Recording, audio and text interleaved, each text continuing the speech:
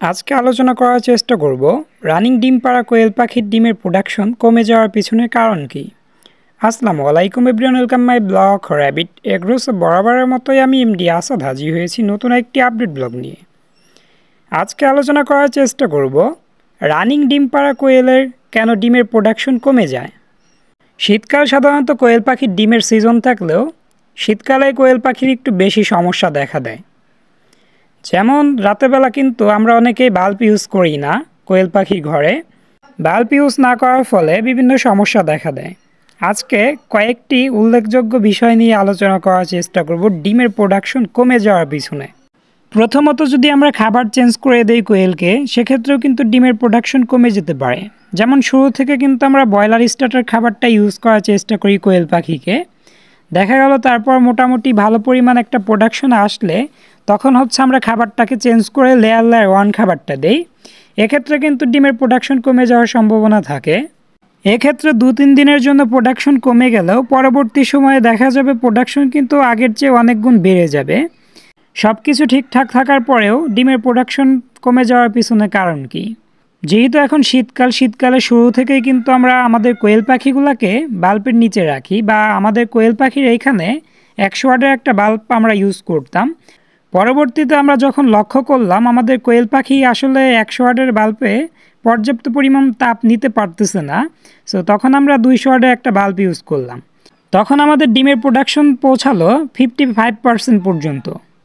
দেন পরবর্তীতে যখন আমাদের 200 ওয়াটের একটা বাল্ব কেটে গেল, পরবর্তীতে আমরা 100 ওয়াটের বাল্ব পুনরায় আবার দিয়ে দিলাম। যেহেতু 100 ওয়াটের বাল্বটাই আমাদের স্থানীয় দোকানগুলোতে পাওয়া যায়, 200 ওয়াটের বাল্বটা বানিয়াজুড়ি থেকে আনতে হয়।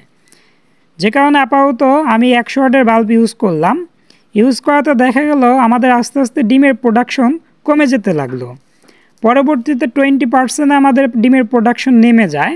তখন আমি ভেবেচিন্তে দেখলাম ডিমের প্রোডাকশন কমে যাওয়ার পিছনে 100 ওয়াটের বাল্বটাই দায়ী।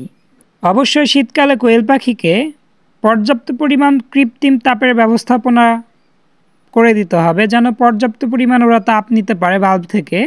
সাধারণত আমাদের লাল বাল্বগুলাই তাপটা দিতে পারে। অনেকে আমরা আলোর জন্য বাল্ব ইউজ করি, এনার্জি বা এলইডি বিভিন্ন বাল্ব আমরা ইউজ করলেও সে বাল্বগুলো কিন্তু আমাদের কোয়েল পাখিকে কোনো প্রকার তাপ দিতে পারবে না। আমাদের এখন বর্তমান তাপের দরকার।